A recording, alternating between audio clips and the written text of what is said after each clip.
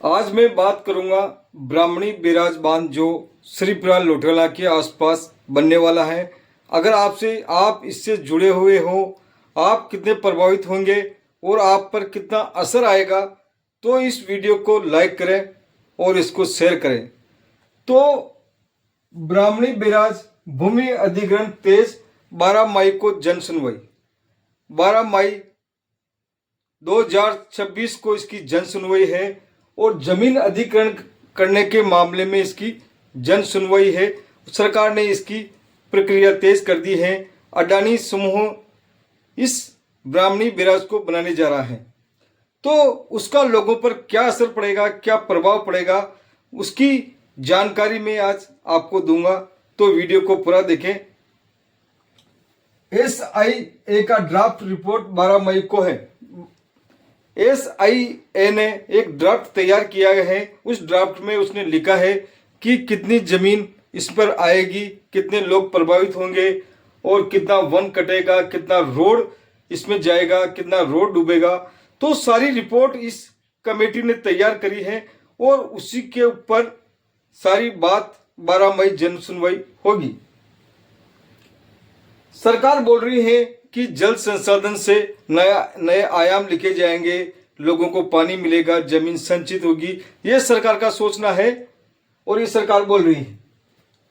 SIA की report पर आपत्तियां और आपके सुझाव मांगे गए हैं। 12 मई को जो जन सुनवाई श्रीपुरा और दांगड़मुख खुर्द में होगी, उसमें आपकी आपत्तियां और आपके सुझाव मांगे गए हैं।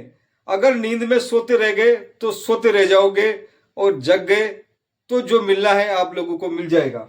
तो 12 मई को जो जन सुनवाई हो रही है उसमें आप लोगों को ज्यादा से ज्यादा भाग लेने की जरूरत है। तो उसमें आपके सुझाव मांगे गए हैं और उसकी आपत्तियां आपको क्या है, आपको दिक्कत क्या है, उस पर चर्चा करने के लिए प्रशासन ने जन सुनवाई बुलाई है 12 मई को, जो 11 बजे श्रीपुरा में होगी, जिसमें बुजर खुर्द और श्रीपुरा के ग्रामीण आदिवासी गरीब जिनकी जमीनें हैं वो सम्मिलित होंगे और उनसे उनकी राय और आपत्तियां पूछी जाएगी। ये जन सुनवाई 11 बजे होगी श्रीपुरा में।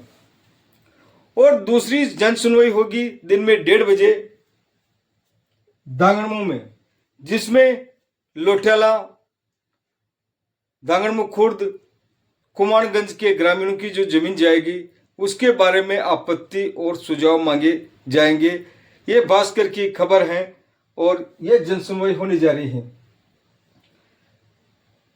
तो तकनीकी रूप उसका देखा जाए तो उसमें 14 गेट होंगे। जो डैम बनेगा उसमें 14 गेट होंगे और उसकी लंबाई होगी 3.2 किलोमीटर, यानी 3.2 किलोमीटर उसकी डैम की लंबाई होगी और उसकी ऊंचाई होगी 100 फीट। ये तकनीकी रूप से पूरा ड्राफ्ट तैयार हो गया है। जो डैम इस प्रकार रहेगा, तकरीबन इसमें 759 हेक्टेयर जमीन आएगी।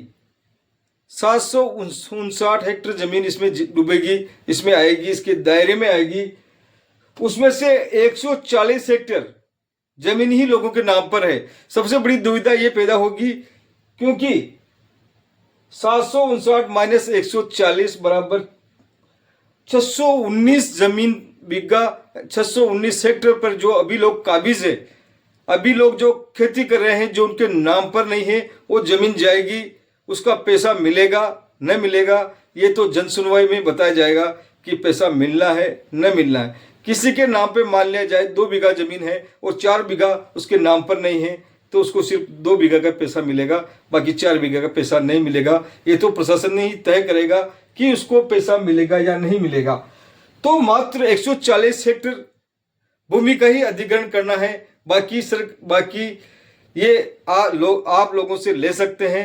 140 हेक्टेयर का ही आपको पैसा मिलेगा।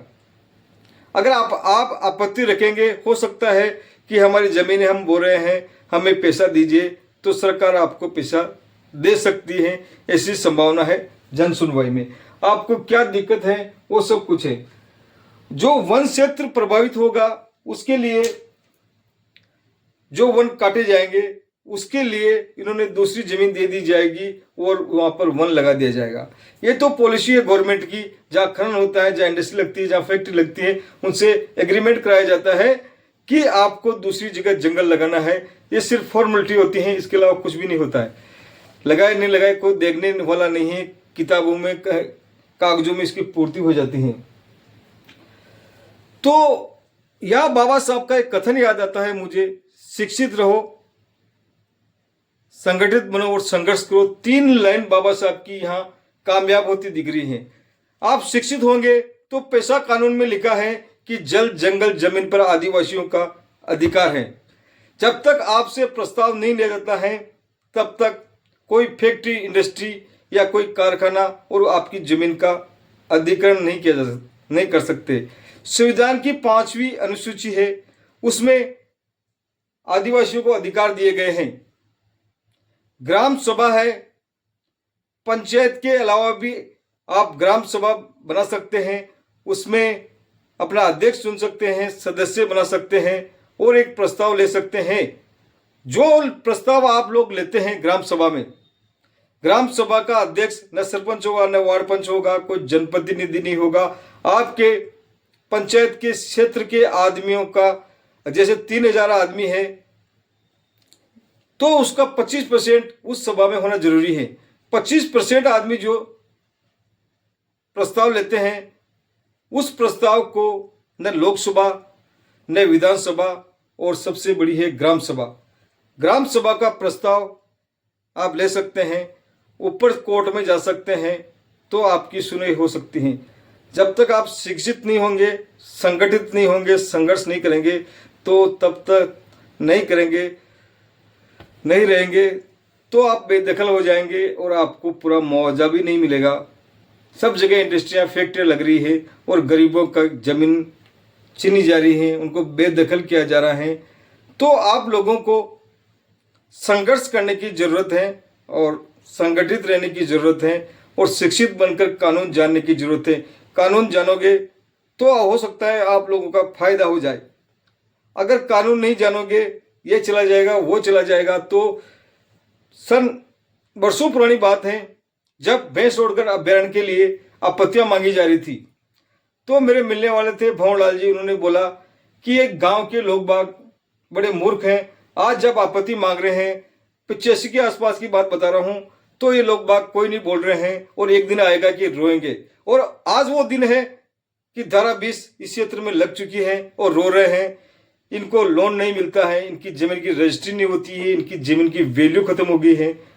तो कोई भी आदमी बताता है आपके हक अधिकार की बात तो उसको मानना, जानना, संगठित रहना और संघर्ष करना आप में नहीं आया तो आने वाले समय में आपको कोई नहीं पूछेगा, आपको कोई पूछने वाला नहीं है। इसके भरोसे उसके भरोसे नैया चलने वाली नहीं है।